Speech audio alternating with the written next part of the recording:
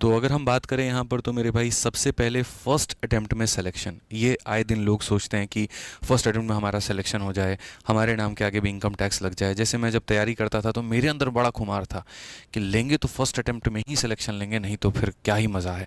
ठीक है, लेकिन सच बताऊँ तो जब मैं तैयारी में उतरा ना, तब मुझे पता चला यहाँ पर कि ये फर्स्ट अटेम्प्ट जितना कहने में 2 वर्ड लगता है, मेरे भाई यहाँ पर मेहनत करने में हालत ख़राब हो जाती है। मैं आपको बता रहा हूँ, इतनी गलतियां मॉक टेस्ट में होना, इतने ज़्यादा उसके ऊपर में सुधार करना, इतने वर्ड्स को याद करना, इतने क्वेश्चंस को प्रैक्टिस करना, ठीक है, और उसके बाद में फिर फियर ऑफ माइंड कि भाई अभी भी मेरा रैंक जो है बहुत बढ़िया नहीं आ रहा है, अभी भी मुझे काम करने की ज़रूरत है, ये चीज़ें करने की ज़रूरत है। तो भाई वक्त बहुत लगता है अपने आप को बनाने में, है ना। तो आज मैं अपने एक्सपीरियंस के आधार पर फर्स्ट अटेम्प्ट में सिलेक्शन कैसे लें मैं आपको बताने वाला हूँ। हालांकि मेरा सीजीएल में खुद फर्स्ट अटेम्प्ट में नहीं हुआ था, सेकंड अटेम्प्ट में हुआ था। फर्स्ट अटेम्प्ट में मैं 1.4 मार्क्स से रह गया था, लेकिन सीजीएल के अलावा जितनी भी परीक्षाएं मैंने दी हैं उनमें मेरा फर्स्ट अटेम्प्ट में पेपर रहा है। चाहे वो सीएचएसएल की बात कर लीजिए, सीपीओ की बात कर लीजिए, क्योंकि जो बात है वो वही है। आपके आगे ईमानदारी वाली बात करूंगा, फरेब वाली बातें नहीं। ठीक है, कि हमने तो जी पहली बार में इतने तो झंडे गाड़ दिए थे, नहीं होता है। एक सामान्य वर्ग का लड़का, एक सामान्य से स्कूल से, सामान्य से मेरे भाई कॉलेज से पढ़ करके सरकारी नौकरी में उतरना और अपने आप में इतना पहाड़ जैसा सिलेबस को देखना, तो शायद वो तैयारी असमान होनी चाहिए थी, और वो मैं कर नहीं रहा था। इसी वजह से मेरे जो है 2 नंबर से मेरे पेपर रह गए। ठीक है, लेकिन जो दुख मैंने देखा, जो परेशानी मैंने देखी, मैं नहीं चाहूँगा कि उस परेशानी के साथ आप पीड़ित में रहो। ठीक है, जो गलतियाँ मैंने की मैं बिल्कुल भी नहीं चाहूँगा जीवन में वो गलतियाँ आप करो। और पिछले कुछ समय से चूँकि मैं पढ़ा रहा हूँ, तो आए दिन मैं कई चेहरे देखता हूँ, ऑफलाइन में भी, ऑनलाइन में भी, हर जगह पर मेरे भाई यहाँ। ठीक है, उन चेहरों के अंदर में मासूमियत भी होती है, उनके अंदर में एक ललक भी होती है आगे बढ़ने की, लेकिन सबसे बड़ी बात उनके अंदर में गाइडेंस की कमी होती है, और जिसके कारण वो पेपर में गलतियां कर रहे हैं, ये आप ध्यान रखिए। तो वो मेरे भाई यहाँ पर गलती नहीं करनी है, तभी जाकर के फर्स्ट अटेम्प्ट में आप सिलेक्शन ले पाएंगे। मेरे भाई 5 सीक्रेट है यहाँ पे, और 5 सीक्रेट में सबसे पहला सीक्रेट खोलता हूँ आपके आगे, और वो सीक्रेट यहाँ पर ये है कि active learning versus passive learning. आज के समय मेरे भाई यहाँ पर क्या हो गया है कि चूंकि ऑनलाइन का ज़माना है, आप मुझे भी कैमरे से देख पा रहे हैं, मैं आपको इधर से बता रहा हूँ, आप उधर से सुन पा रहे हैं। ठीक है, देख रहे हैं, बहुत मज़ा आ रहा है आपको, एकदम आप अपने कंफर्ट जोन में हैं, बाहर जाने की ज़रूरत नहीं, सेफ्टी की कोई टेंशन नहीं, सारा कुछ आपको आपके मोबाइल में मिल रहा है। लेकिन कहीं पर ऐसा तो नहीं कि मोबाइल पर या कंप्यूटर पर मिला हुआ हर वो चीज़ मेरे भाई आपके लिए फ़ायदेमंद ना हो। कहीं ऐसा तो नहीं मेरे भाई वहाँ पर कि वो थोड़ा सा नुकसान की तरफ रुख मोड़ रहा हो, ऐसा हो रहा है। ठीक है, आप सोचिए कि माइकल फेल्प्स, जिसको आप जानते हैं कि पूरे दुनिया में सबसे ज़्यादा अगर गोल्ड मेडल किसी ने जीता है तो उन्होंने जीता है। अच्छे अच्छे देश के पास में उतने गोल्ड मेडल नहीं है जितना माइकल फेल्प्स के पास में है।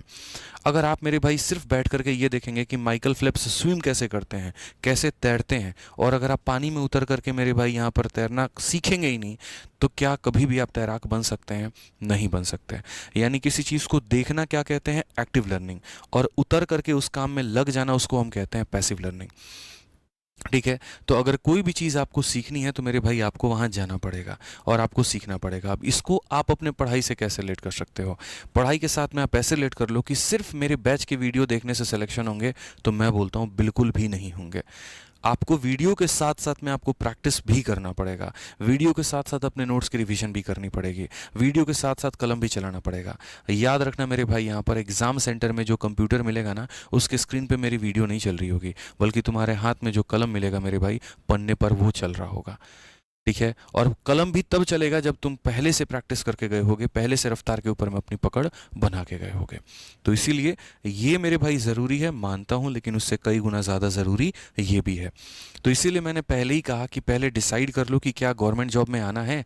अगर आना है तो खाली वीडियो देखने से काम नहीं चलेगा, क्वेश्चन खुद भी लगाने पड़ेंगे, प्रैक्टिस खुद भी करनी पड़ेगी, टेस्ट खुद भी देना पड़ेगा। तो पहला सीक्रेट फर्स्ट अटेम्प्ट में क्लियर करने का है, और वो ये है पैसिव लर्निंग। ठीक, अब आ जाते हैं, दूसरी बात करते हैं, द पावर ऑफ वन।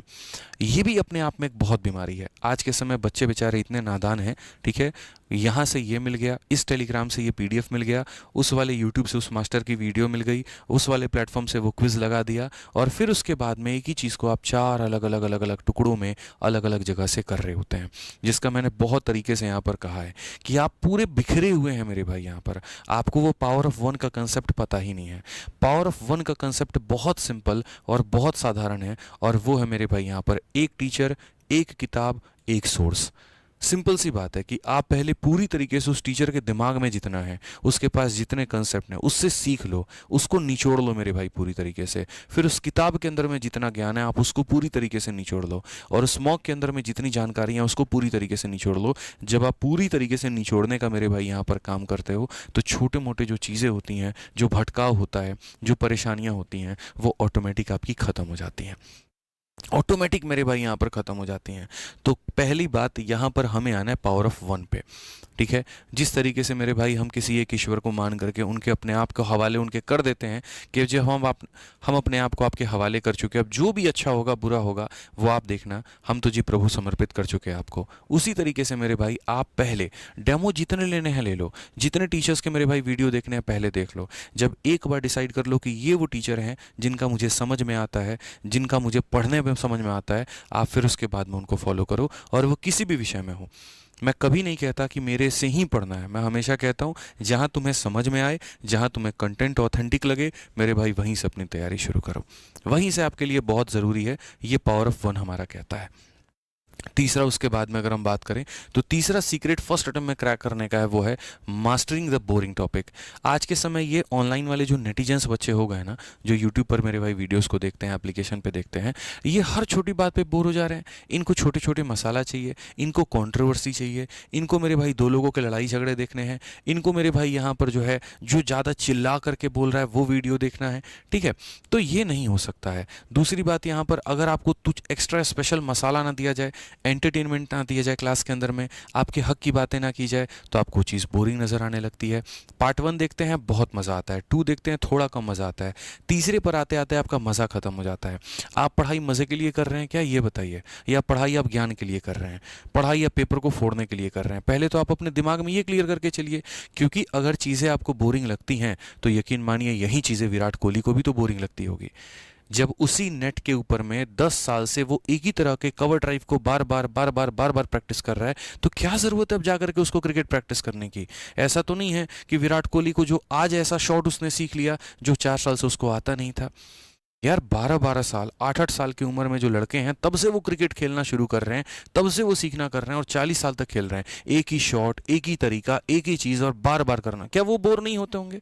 लेकिन उनको ये बात पता है कि इससे बोरिंग नहीं कह सकते, इसको उस चीज़ के अंदर में परफेक्शन कह सकते हैं।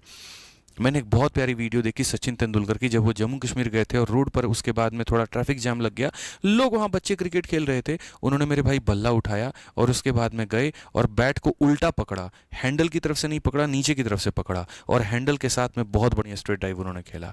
ये दिखाता है उस इंसान की परिपक्वता कि हर गेंद के ऊपर में वो अगर चाहे तो उस तरह का शॉट वो खेल सकता है। तो उसको अगर वो बोरिंग के रूप में लेके चलते तो परफेक्शनिस्ट नहीं बनते। यही चीज़ मैंने अपने तैयारी में मेरे भाई किया था कि मुझे भागना नहीं है चीज़ों से, मुझे वो बोरिंग दिख रहा है तो मुझे कुछ उसके अंदर ट्रिक्स लगा करके, जैसे वर्ड मीनिंग याद नहीं होता था मैंने ट्रिक्स लगा लिए, निमोनिक्स लगा लिए, निमोनिक्स लगा करके याद कर लिया, ठीक है। जैसे मानो यहाँ पर हलीना कर रब से फरियाद, ऐसे करके हमने पीरियोडिक टेबल याद कर लिया, ठीक है। गुल खिले तो सांस लो, ऐसे करके मेरे भाई गुलाम तुगलक खिजली खिलजी, यहाँ पर ये वाला हमने याद कर लिया, ठीक है। वोकैबलरी में हमने मोडी कम, प्लेथोरा, ठीक है, मोदी जी कम कम पैसा देते हैं, इस तरीके से करके कुछ वर्ड मीनिंग्स हमने याद कर लिए। तो बोरिंग चीज़ें हुए तो उसको आप बनाओ ना एंटरटेनिंग, ठीक है, क्योंकि मेहनत तो करनी पड़ेगी सर। देखो तो यहाँ पर अगर आप बोरिंग लोगे कि यार क्या है उबला हुआ खाना खाना है, क्या फ़ायदा विराट कोहली बनने का, आज भी उबला हुआ खाना खा रहे हैं, क्या फ़ायदा मेरे भाई यहाँ पर आज भी उसी तरीके से पढ़ाई कर रहे हैं, ठीक है, तो ऐसे सिलेक्शन नहीं होने वाला है। उस चीज़ को आपको इंटरेस्टिंग बनाना पड़ेगा। थोड़ा मैं मदद करूँगा आपको इंटरेस्टिंग बनाने में, थोड़ी मैं एंटरटेनमेंट का फ्लेवर लेकर के आऊँगा, लेकिन आपको भी अपने तरफ से उसके अंदर में रुचि जगानी पड़ेगी। अब मेरे भाई मेरे पास में अगर वो ताकत होती कि मैं आपका हाथ पकड़ करके ला करके स्टडी टेबल पर बिठा के पढ़ाता तो मैं वो भी कर सकता था। मेरे पास में वो ताकत नहीं है, मेरे पास मेरे शब्दों की ताकत है जिसके माध्यम से मैं आपको लेके आ सकता हूँ। तो जो पढ़ाई है मेरे भाई यहाँ पर वो मोटिवेशन का खेल नहीं है, पढ़ाई आपके डिसिप्लिन का खेल है। आप जितने ज़्यादा डिसिप्लिन हैं, आप जितने ज़्यादा अनुशासन में रहेंगे, आपका मेरे भाई सिलेक्शन उतना जल्दी होना है, ये बात आप ध्यान में रखिए, ठीक। इसके अलावा चौथा है मेरे भाई यहाँ पर स्पीड फ्रॉम डे वन। ये बहुत ज़रूरी है। अक्सर होता क्या है, जब आप पढ़ाई कर रहे होते हैं तो आप कदम फूंक फूंक के रखते हैं कि यार अभी है ना एक काम करते हैं, पढ़ लेते हैं और स्पीड में क्वेश्चन बाद में लगाएंगे। ऐसा बिल्कुल नहीं होना चाहिए। डे वन से आपके हाथ में स्टॉप वॉच होना चाहिए। डे वन से आप 20 रुपये 30 रुपये की स्टॉप वॉच लेकर के आओ और आप मेरे भाई उससे अपनी पढ़ाई को शुरू करो। मोबाइल वाला स्टॉप वॉच मत लगाना, घड़ी वाला स्टॉप वॉच मत लगाना। पता चले स्टॉप वॉच ऑन करने गए थे, मैसेज आ गया उसका, तो रिप्लाई करने चले गए। नहीं मेरे भाई, जब मैं आपको ये बात बोल देता हूँ कि अब मैंने ये टाइप खत्म कर दिया, अब जाइए जाकर के एसएससी मैथ से वो क्वेश्चन अपना लगाइए, तो उसके बाद में आपको स्टॉप वॉच लेकर के बैठना है, स्टॉप वॉच लेकर के प्रैक्टिस करनी है। जितना कड़ा मेरे भाई अपने आप को मेरे भाई जो है ना कठोर अपना आपको अभ्यास करोगे, उतना मेरे भाई निखर करके आओगे। जैसे काफ़ी सारे एक यूट्यूबर हैं, लकी बिस्ट करके हैं, मैं देखता हूँ उन्होंने स्नाइपिंग के बारे में बताया कि दुनिया को ये लगता है कि हम बहुत तरीके से एकदम सही सटीक पे निशाना लगाते हैं, लेकिन उन्हें ये नहीं पता कि एक एक पोजीशन पर हमें 4 4 5 5 घंटे तक एकदम ऐसे खड़ा रहना पड़ता है। वो स्थिरता लेकर के आनी पड़ती है, क्योंकि हवा थोड़ी सी इधर हुई, थोड़ा मेरा निशाना इधर गया, तो 2 किलोमीटर 3 किलोमीटर तक वो गोली जाते जाते पता चले जिसको मारनी थी उसके बगल में जो बचाने वाला था उसको जाके लग जाए। उसी तरीके से सेम यहाँ पर करना है। ये थोड़ा थोड़ा जो अपने आप को कठोर बनाओगे, वो तुम्हारे पेपर में तुम्हारा रिजल्ट निखार के लेके आएगी। ये बहुत ज़रूरी है अपने आप में ये लेकर के आना। और पांचवा जो सीक्रेट है मेरे भाई आपके सिलेक्शन का, वो मेरे भाई बहुत महत्वपूर्ण है, और वो है मेरे भाई यहाँ पर ये कि don't study the history, study the trend. मेरे भाई यहाँ पर होता क्या है कि जैसे मैंने अभी आज सुबह एक वीडियो बनाई जिसके अंदर मैंने बाकायदा ये दिखाया कि देखो मेंस के सारे क्वेश्चन हमने ऑलरेडी अपने बैचेस में पढ़ा दिए थे।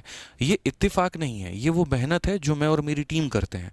हम मेरे भाई हिस्ट्री के ऊपर में नहीं जाते हैं, ठीक है, क्या आ रहा है क्या आ रहा है, नहीं मेरे भाई पूरा पीछे से लेकर के आगे तक का इतिहास निकालते हैं कि भैया पहले के पैटर्न में क्या था, नई वेंडर आई तो उसने क्या सवाल पूछा, उसके बाद में इसमें किस तरह के क्वेश्चंस आए।